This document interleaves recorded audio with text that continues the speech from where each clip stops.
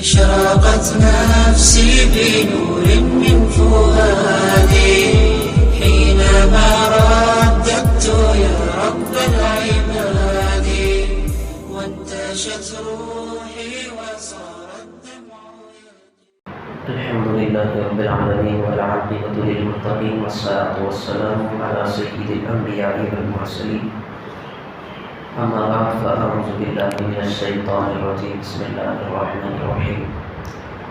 ولتكبروا العدة ولتكبروا الله على ما هداكم ولعلكم تشكرون. وقال النبي صلى الله عليه وسلم إن لكل قوم عيدا وهذا عيدنا، أو كما قال عليه الصلاة والسلام. چونکہ ہم سب جانتے ہیں کہ آج شوال کی پہلی تاریخ ہے، شریعت نے اسے عید کا نام دیا ہے. چنانچہ مناسب معلوم ہوا کہ بہت ساری ہماری امت عید تو پڑھتی ہے، عید کی نمازیں پڑھتے ہیں، لیکن مسائل سے غافل ہیں. تو عید کی نماز سے پہلے اگر چند مسائل آپ کے حوالے کر دوں تو عید کی نماز پڑھنے کے لیے آسانی بھی ہو جائے گی اور عید والے دن کے اعمال میں بھی آسانی ہو جائے گی. سب سے پہلے بات دیکھیں کہ ہماری شریعت نے آج کے دن کو بہت معزز اور احترام والا بنایا ہے. چونکہ اللہ کے رسول نے فرمایا ہر قوم کی ایک عید ہوتی ہے. عیسائیوں کے لیے کرسمس ڈے اور ہندوؤں کے لیے ہولی دیوالی ہے، اور دیگر پارسیوں کے لیے نوروز اور مہرجان وغیرہ ہے. تو اللہ کے رسول نے فرمایا ہماری بھی تو عیدیں ہیں. جب عیدیں بتا دیے تو اللہ کے رسول صلی اللہ علیہ وسلم نے اس کے دن والے اعمال کو بھی بتا دیا کہ ہمیں کرنا کیا ہے. چونکہ جو یہ عید کا دن ہے، اللہ کے رسول صلی اللہ علیہ وسلم نے فرمایا یہ تو ایک اکرام میں دیا گیا ہے، انعام دیا گیا ہے. اب سارا مہینہ بندہ روزہ رکھتا ہے، عبادتیں کرتا ہے، رات میں تراویح میں مشقتیں برداشت کرتا ہے، تو رب ذوالجلال نے اسے ہدیے کے طور پر یہ دن دیا ہے کہ آج کے دن تجھ پر روزہ حرام ہے. اگر نیک بندہ آج عید کے دن روزہ رکھنا چاہتا ہے تب بھی اس کا روزہ قبول نہیں ہوتا. تو ہماری شریعت کہتی ہے کہ آج کے دن روزہ رکھنا حرام ہے. اگر تو روزہ رکھنے جا رہا ہے تو حرام کاری میں مبتلا ہے، کیونکہ جس ذات کی خاطر ہم روزہ رکھتے ہیں وہ ذات خود منع کر دی ہے کہ آج روزہ رکھنا نہیں ہے. اب سوال یہ ہے کہ روزہ رکھنا آج کے دن کیوں منع ہے؟ چونکہ اللہ تبارک و تعالیٰ نے 29 یا 30 دن روزہ رکھنے کے لیے ہمیں کہا گیا. تو جو ایک دن آتا ہے عید کا دن، یہ غم خاری کا جو مہینہ تھا اس کے بعد والا عید کا دن متعین کیا گیا تاکہ سب مل جل کر کے جو عبادتیں ہم نے کی ہیں اس کی خوشی آج منائیں. اصل عید تو ان لوگوں کی ہے آج کے دن جنہوں نے بھرپور رمضان کے روزے رکھے اور بھرپور تراویح پڑھی ہے. ان کے دن انہی کے لیے آج کا دن خوشی کا حق منانا وہ لوگوں کو چاہیے. تو اللہ کے رسول صلی اللہ علیہ وسلم نے فرمایا آج کے دن کے اندر خوشی منائیں. لیکن آج کے دن ہم جو پیسوں کی خوشی مناتے ہیں، کپڑوں کی خوشی مناتے ہیں، یہ دوسرے نمبر پر ہے. خوشی اس لیے ہے کہ مل جل کر رشتہ دار میں ہم نفرتوں کی آگ میں آگے بڑھ رہے ہیں. والدین اولاد سے جدا ہے، بھائی بہن جدا ہے، تو یہ کہاں سے عید ہوگی؟ چونکہ آج اللہ رب العزت نے روزے ہی کو حرام دے دیا. کیوں؟ آج رشتوں ناتوں کو جوڑنے کا حکم ہے. آج عید کا دن ہے، مل بیٹھ کر کھانے کا حکم ہے، خوشیاں منانے کا حکم ہے. تو عید کے دن سب سے پہلی بات اور اہم یہ ہے کہ رشتہ داری کے اندر کچھ الجھنیں ہیں، آپسی انتشار ہیں، تعلق ختم ہو گئے ہیں بات کے اندر. تو سب سے پہلے ان کو جوڑنے کی کوشش کریں. اسی کا نام عید ہے. ورنہ تو اگر عید منایا جاتا تو بدرجہ اولا آج روزہ رکھنے کا حکم دیا جاتا.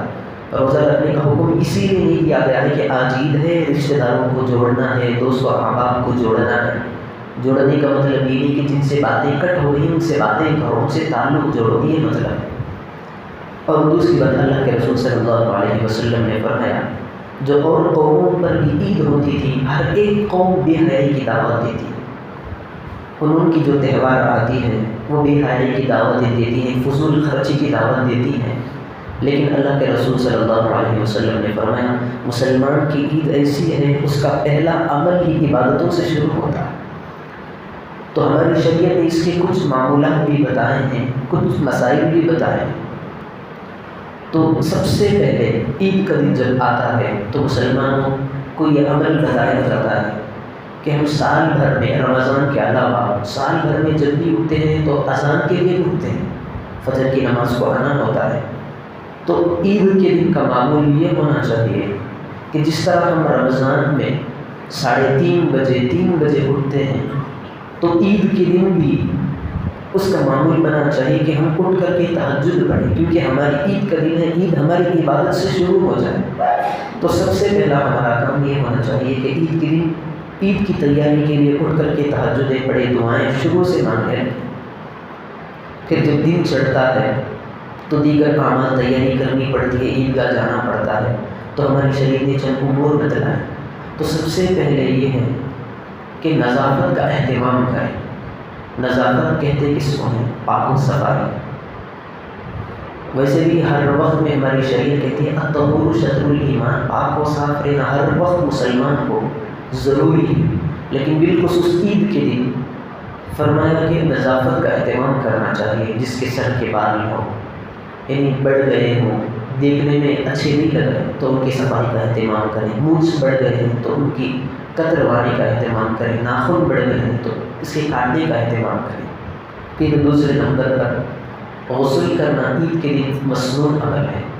ویسے تو جمعہ اور عیدین کے دن غسل کرنا مسنون ہے، پھر جب بندہ غسل کر لیتا ہے تو کپڑوں کی ضرورت ہوتی ہے۔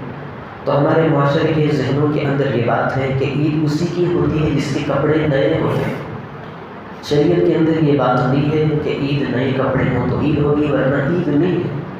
اگر میسر ہو جائے، اللہ نے کسی کو مالی حالات سے نوازا ہے، اگر بندہ لے رہا ہے تو اچھی بات ہے، ورنہ خواہ قرض کر کے لے کر کے کپڑوں کی خریدنے کا شریعت اجازت نہیں دیتی۔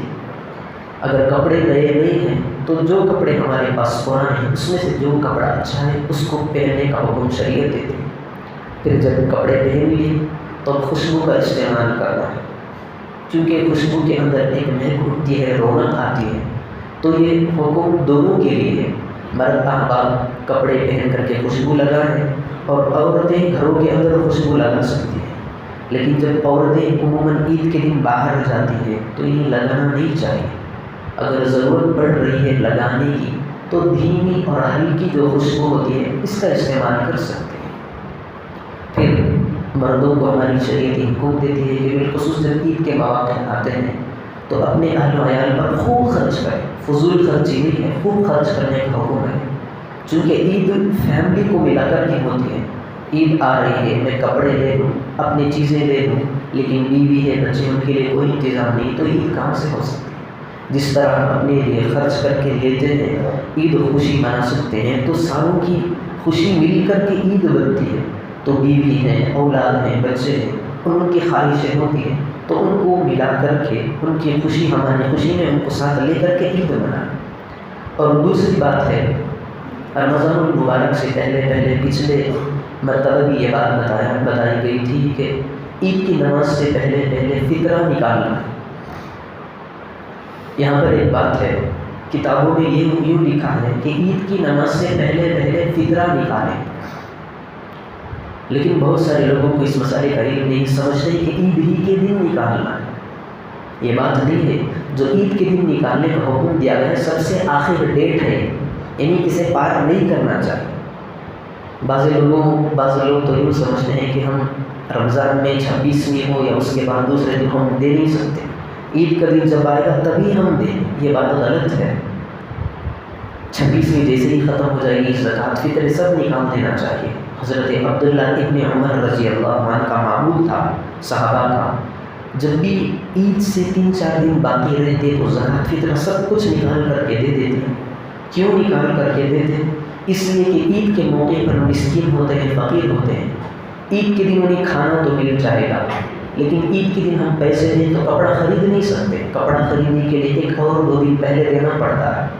تو فطرہ جب بھی ہم نکالیں اس بات کی کوشش کریں کہ عید سے 3 دن پہلے ہی نکال لیں، تاکہ غریبوں کو خریداری میں ان کی سہولیات کی چیزیں لینے میں آسانی ہو جائے۔ اب پھر آگے کے احکام، عیدگاہ نکلنا ہے تو انداز جانے کا کیا ہونا چاہیے، کس طرح سے جانا چاہیے۔ تو عیدگاہ جانا، پیدل جانا یہ مصنون عمل ہے۔ اللہ کے رسول صلی اللہ علیہ وسلم صحابہ کو لے کر کے کھلے میدان میں جاتے تو پیدل لے کر کے جاتے۔ تو اس بات کی کوشش ہونی چاہیے کہ پیدل جائیں۔ اگر کوئی معذور ہے، بیمار ہے یا جا نہیں سکتا تو ایسے آدمیوں کے لیے گنجائش ہے کہ وہ سواری میں بھی جا سکتے ہیں۔ پھر نمبر 2، جب جائیں تو ہمارا حال کیسا ہونا چاہیے؟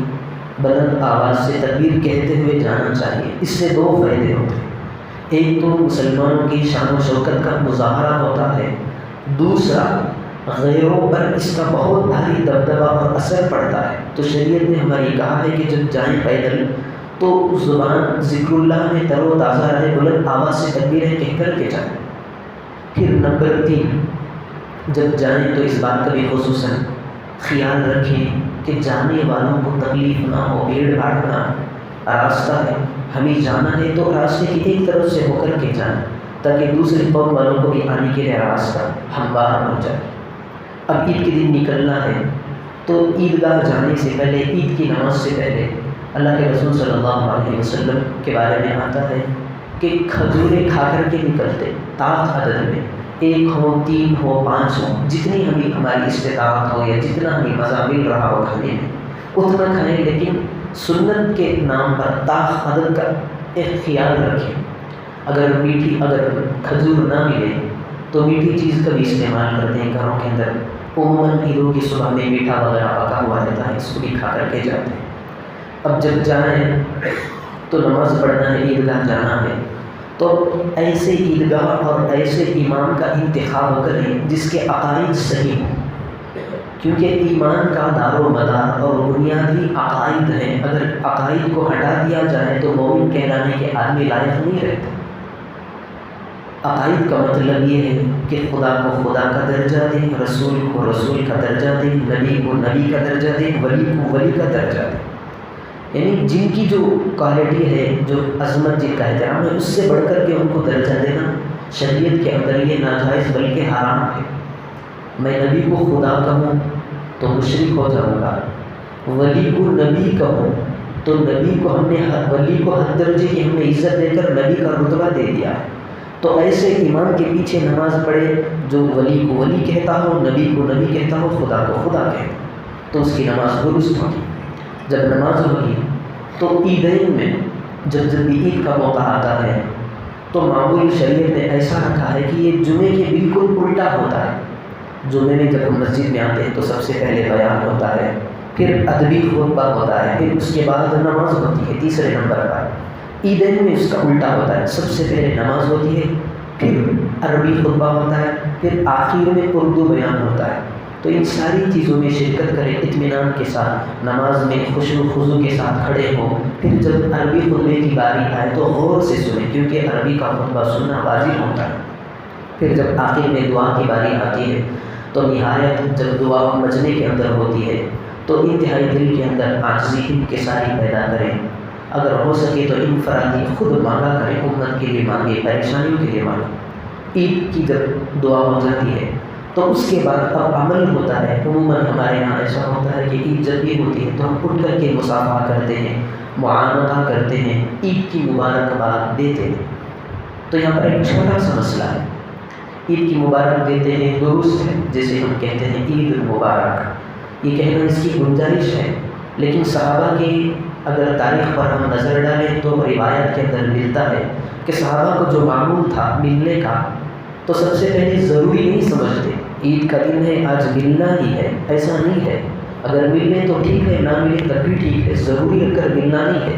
اور صحابہ کا معمول یہ ہوتا جب بھی ملتے، اگر بعض صحابہ ملتے بعض نہیں ملتے، چونکہ ضروری تو ہے نہیں، تو آپس میں اگر مل بھی جاتے تو سلام کرتے، تو کہتے تقبل اللہ منا ومنکم الاعمال الصالحہ، یہ ان کی عید مبارک ہوتی، جس طرح ہماری زبانوں پر ہوتا ہے کہ عید مبارک عید مبارک، تو ان کی عید مبارک یہ ہوتی تقبل اللہ منا ومنکم الاعمال الصالحہ۔ اس کا مطلب کیا ہے؟ تو صحابہ ایک دوسرے کو کہتے تھے کہ آج خوشی کا دن اس لیے ہے کہ ہم نے رمضان میں جو عبادتیں کی ہیں اس کی خوشی آج مل رہی ہے، تو یہ دعا دیتے اللہ تعالیٰ تمہارے جو رمضان میں آپ کیے ہیں وہ نیک اعمال ہمارے قبول کر، چونکہ یہی ان کی عید ہوتی تھی۔ تو اگر یہ کہہ دے تو بہتر ہے تقبل اللہ منا و منکا، ہاں عید مبارک کہہ لے تب بھی ٹھیک ہے۔ اب چند مسائل ہیں عید کے، جو اب تک کے جو بتائے یہ معمولات تھے، اب چند 2-3 مسائل ہیں۔ اب عید گاہ جاتے ہیں تو جس دن عید ہوتی ہے، بقرعید ہو یا پھر عید الفطر ہو، جیسے ہی صبح کا وقت شروع ہوتا ہے، فجر کا وقت شروع ہوتا ہے، اس دن سے لے کر عید کی نماز پڑھنے تک کوئی نفل نماز نہیں ہے۔ نہ اشراق پڑھ سکتے ہیں، چاش پڑھنا بالکل منع ہے، کوئی بھی نفل نماز عید کی نماز سے پہلے پڑھنا منع ہے۔ نہ مرد باہر پڑھ سکتے ہیں اور نہ گھر میں مستورات پڑھ سکتے ہیں، بالکل کسی کے لیے بھی پڑھنے کی اجازت نہیں ہے، بالکل منع ہے۔ ہاں اگر ہم نے جا کر عید کے دن عیدگاہ کے اندر نماز ہم نے ادا کر لی تو اس کے بعد عیدگاہ میں تو پڑھنا بالکل منع ہے۔ نفل نماز عید کی نماز کے بعد بھی عیدگاہ میں نہیں پڑھ سکتے، البتہ گھر میں پڑھ سکتے ہیں آ کر کے واپس۔ تو اس کے اندر 2 باتیں ہیں، عید کی نماز سے پہلے قطعاً کوئی نماز نہیں ہے، نفل کوئی بھی نہیں ہے۔ ہاں عید کے بعد عیدگاہ میں نہیں ہے، گھروں میں آ کر کے پڑھ سکتے ہیں۔ نمبر 2، مستورات کو عیدین اور جمعہ واجب نہیں ہے، یعنی بہت سارے مستورات بھی ہیں، شوہر ہیں جو مسائل سے غافل رہتے ہیں، اپنی مستورات کو لے جا کر کے عیدگاہ کے اندر پیچھے کے حصے میں چھوڑ دیتے ہیں۔ بھائی جب انہیں واجب ہی نہیں ہے تو لانے کا سوال بھی پیدا نہیں ہوتا۔ صحابہ اور تابعین رضی اللہ عنہم اجمعین ان کا معمول تھا عیدگاہ کے لیے بھی اپنی عورتوں کو جانے کی اجازت نہیں دیتے، چونکہ اس زمانے کے اندر انہوں نے سوچا کہ اگر ہم جانے کی اجازت دے دیں تو پتہ نہیں کوئی بندہ آئے گا چھیڑ چھاڑ کرے، انسانی فطرت ہے، اچھی چیز کو دیکھ لیتا ہے تو اس پر لپک پڑنے لگتا ہے، ہر اچھی چیز چاہے وہ لڑکی ہو یا دیگر چیزیں ہوں، کسی پتا کہ عیدگاہ کے اندر آئے، شیطان نفس کے اندر خیالات پیدا کرے، چھیڑ چھاڑ شروع کر دے، وہاں سے فتنہ کھڑا ہو جائے۔ تو ہماری عورتیں بھی، اور خصوصاً لڑکیاں ہیں 12 سال کے بعد والی، 11 سال کے بعد والی، ایسی لڑکیوں کو بھی اچھے کپڑے پہنا کر کے گھر میں رکھ دیں، کیونکہ لڑکیوں کا اور کوئی کام نہیں ہے، اگر آئیں تو ان کے ساتھ بھی چھیڑ چھاڑی ہو سکتی ہے۔ تو اس بات کا اہتمام کریں۔ ایک تو نمبر 1 عید سے پہلے کوئی نماز نہیں ہے، عید کے بعد عیدگاہ کے اندر نماز نہیں ہے۔ نمبر 2 گھروں کے اندر عورتیں رہیں، عیدگاہ کے اندر نہ آئیں۔ نمبر 3 عموماً ہمارے یہ معمول ہے کہ عید کی نماز جب بھی ہوتی ہے تو عیدی کے نام سے کچھ رقم دی جاتی ہے، لی جاتی ہے۔ اگر کوئی بندہ خوشی سے دے رہا ہے تو اچھی چیز ہے، تو خوشی سے لے سکتے ہیں، لیکن کسی سے جبر نہیں کر سکتے، اور دینے والا ضروری مجھے دینا ہے یہ سمجھ کر کے نہیں دے سکتا، کیونکہ جب کسی چیز کے اندر ضروری کا لفظ شامل کر دیا کر تو دین کے اندر ایک چیز کا اضافہ ہم نے کر دیا ہے، یہ بدعت ہے۔ تو عیدی خوشی سے لے سکتے ہیں، عیدی خوشی سے دے سکتے ہیں۔ پھر نمبر 4 جب عیدی دینے کی باری آتی ہے تو اس بات کا خاص خیال رکھیں، رشتہ دار میں چونکہ ہم دیتے ہیں، لیکن وہ بچے جو مسکین ہیں، فقیر ہیں، مجبور ہیں، اور بچے عیدین کے موقع پر ہمارے بچے دکانوں میں ہوتے ہیں، ان بچوں کا کوئی بھروسہ حال نہیں ہوتا، دینے والا نہیں ہوتا، راستے میں بچے جا رہے ہیں تو بلائیں، بلا کر کے اللہ نے ہمیں دیا ہے، ہم خوشی منا رہے ہیں، اپنے اولاد کو دیکھیں تو وہ بھی خوشی، تو ایک 4 پیسے 10-20 روپے ان کے لیے بھی ہدیہ کر دیں تو اللہ تبارک و تعالیٰ اس کا اجر تو ضائع نہیں کرے گا۔ تو یہ عید والے دن ان کے اعمال۔ اب رہی بات نماز کے تعلق سے 2 مسائل ہیں وہ بتا دیتا ہوں۔ تو عید کے دن سب سے پہلے عیدگاہ میں جب ہم جاتے ہیں تو بہت سارے اماموں کا یہ معمول ہوتا ہے کہ عید کی نیت نہیں بتاتے، چونکہ ہماری قوم کا مزاج بن گیا ہے جب 9 بجے ٹھیک جماعت رکھی جاتی ہے تو 9 بجے گھروں سے ہم نکلتے ہیں، جانا تو چاہیے تھا 8:30 بجے یا 8:15 بجے، نکلتے ہیں ہم 9 بجے، کیوں؟ عید کی نماز 9 بجے، ہم 9 بجے گھر سے نکلیں گے۔ اب ہمارے جانے کا انتظار کریں گے یا وہ ہمیں عید کی نماز کی نیت بتائیں گے، اس کا طریقہ بتائیں، تو ہمیں سب سے پہلے تیاری خود کر لینی چاہیے۔ اور ویسے بھی مسلمان کو عید جب بھی آتا ہے اس دن عید کی نماز کا طریقہ بتانے کی ضرورت نہیں ہے، کیونکہ مسلمان تو ہے اسی لیے کہ جب بھی سال آتا ہے تو عید کی نماز خود طریقہ بھی اسے معمول ہونا چاہیے کہ طریقہ کس طرح پڑھتے ہیں، ہر سال اسے بتانے کی ضرورت نہیں پڑتی۔ ہمارے عید کی حالت کی یہ حالت ہوتی ہے، عید کی نماز میں ہم کھڑے ہوتے ہیں، امام صاحب تکبیر کہتے ہیں تو پاس والے کو کناری آنکھوں سے دیکھتے ہیں کہ بھائی یہ ہاتھ اٹھا رہا ہے یا نہیں، اگر وہ ہاتھ اٹھا رہا ہے تو شیخ ہاتھ اٹھاتے ہیں، اگر ہاتھ چھوڑ رہا ہے تو یہ بھی اٹھاتے ہیں، اسے خود پتہ نہیں ہوتا کہ پاس والا جو کر رہا ہے وہ خود غلط ہوتا ہے۔ تو ایسے مسائل کے اندر ہر مرتبہ بتانے کی ضرورت نہیں پڑنی چاہیے۔ تو ان مسائل کو انتہائی عمل کرنے کی نیت سے ہر پرماننٹلی یعنی جب تک زندگی ہے تب تک مجھے ضرورت ہی نہیں ہے، مجھے خود آتا ہے، میں کرنا چاہتا ہوں۔ اس نیت سے مسائل کو ایک مرتبہ سن لیں تو دماغ کے اندر پیوست کر لیں، دل کے اندر بٹھا لیں۔ تو عید کی نماز کا طریقہ بتاؤں گا، اس کے بعد تکبیر چھوٹ جائے تو ان میں مسائل ہوتی ہیں عموماً، تو اس کو بتا دوں گا۔ تو سب سے پہلے عید کی نماز کا طریقہ یہ ہے کہ امام صاحب سب سے پہلے تکبیر باندھنے کے بعد ثنا پڑھتے ہیں۔ ہر نماز کے اندر تکبیر تحریمہ باندھنے کے بعد ثنا ہوتی ہے، ثنا سبحانک اللہم جیسے ہی پڑھتے ہیں تو امام صاحب 3 مرتبہ تکبیر کہتے ہیں، 3 مرتبہ کانوں تک ہاتھوں کو اٹھا کر چھوڑ دینا ہے۔ پہلی رکعت کے اندر ثنا کے بعد 3 تکبیریں ہوتی ہیں۔ پہلی 2 تکبیروں میں دونوں ہاتھ کانوں تک اٹھا کر کے چھوڑ دیں، تیسری تکبیر میں کانوں تک تو ہاتھ اٹھائیں مگر ہاتھ باندھ دیں۔ شروع کی 2 تکبیروں میں کانوں تک ہاتھ اٹھائیں چھوڑ دیں، تیسری تکبیر میں ہاتھ کانوں تک اٹھا کر کے ہاتھ باندھ لیں۔ پھر امام صاحب سورہ فاتحہ پڑھائیں گے، سورہ آخر کی ایک سورت پڑھائیں گے، پھر پہلی رکعت ہوگی، پھر دوسری رکعت کو اٹھ کر کھڑیں گے۔ اب امام صاحب پہلے سورہ پڑھائیں گے، بعد میں تکبیریں ہوں گی، پہلے اٹھیں گے، پھر سورہ فاتحہ پڑھیں گے، پھر چھوٹی سورت پڑھیں گے۔ اب رکوع میں جانے سے پہلے پھر 3 تکبیریں ہوں گی۔ یہاں پر تینوں تکبیروں میں ہاتھ اٹھائیں چھوڑ دیں۔ پہلی رکعت میں کیا تھا؟ دونوں تکبیروں کے اندر ہاتھ کو اٹھا کر کے چھوڑ دینا ہے، تیسری تکبیر میں ہاتھ اٹھا کر کے باندھ دینا ہے، تیسری تکبیر میں باندھ دینا ہے، پر دوسری رکعت کے اندر تینوں مرتبہ ہاتھ چھوڑ دیں، اٹھائیں چھوڑ دیں، اٹھائیں چھوڑ دیں، اٹھائیں چھوڑ دیں۔ پھر جب چوتھی تکبیر کہے گی تو ہاتھ اٹھائے بغیر وہ رکوع کی تکبیر اٹھائے تو سیدھے رکوع میں چلے جائیں۔ تو ان مسائل کا خیال رکھیں۔ اب ایک مسئلہ ہے، عموماً ایسا ہوتا ہے جیسا کہ ابھی بات آئی تھی کہ 9 بجے جماعت ہوتی ہے تو ہم 9 بجے گھروں سے نکلتے ہیں، نتیجہ کیا نکلتا ہے؟ پہلی بات امام صاحب نیت تو نہیں بول کر دیتے، پھر دوسری بات طریقہ بھی نہیں، پھر تیسری بات یہ ہوتا ہے کہ ہمارے تاخیر کے آنے کی وجہ سے ہماری رکعتیں چھوٹ جاتی ہیں، جو زائد تکبیریں ہیں وہ چھوٹ جاتی ہیں۔ اب بندہ کیسا اس کو پورا کرے؟ اب دیکھیں کہ اب میں گیا تاخیر سے، امام صاحب کی تکبیریں ہو گئی تھی، 3 تکبیریں جو عید کی ہوتی ہیں وہ چھوٹ گئی ہیں، اس کو ہم نماز میں کیسا پورا کریں؟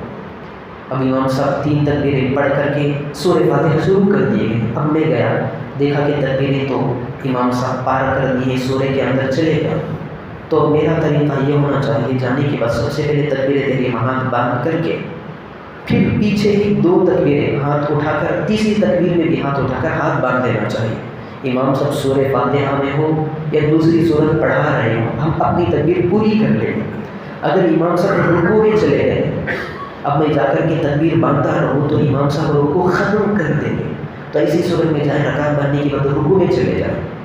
رکوع میں جانے کے بعد تکبیریں رکوع کے اندر ہی ہمیں کرنی پڑیں گی۔ 3 تکبیریں جو ہمارے چھوٹ گئے ہیں تو سب سے پہلے قیام میں کریں گے، اگر قیام میں امام رکوع میں ہے تو ہم بھی رکوع میں جانے کے بعد 3 تکبیریں ہم کہیں گے۔ اگر یہ ہو گیا، ایک رکعت ہی چھوٹ گئی، پہلی رکعت ہی چھوٹ، اتنا لیٹ آئے ہم، پہلی رکعت ہی چھوٹ گئی، تو مسئلہ کیا ہے؟ ایک رکعت دوسری رکعت تو امام کے ساتھ ملے گی، پھر ہم اٹھ کر کے کھڑے ہو جائیں گے۔ کھڑے ہونے کے بعد یہاں پر ایک رکعت جس کی چھوٹ گئی ہے اس کے لیے حکم یہ ہے کہ جس طرح امام دوسری رکعت پڑھا تھا وہی بھی عین ہی یہ بھی پڑھے گا۔ دوسری رکعت میں امام پہلے سورہ پڑھاتا ہے، بعد میں ایک چھوٹا سورہ پڑھاتا ہے، پھر تکبیرات کہتا ہے 3 تکبیرات، پھر رکوع کرتا ہے۔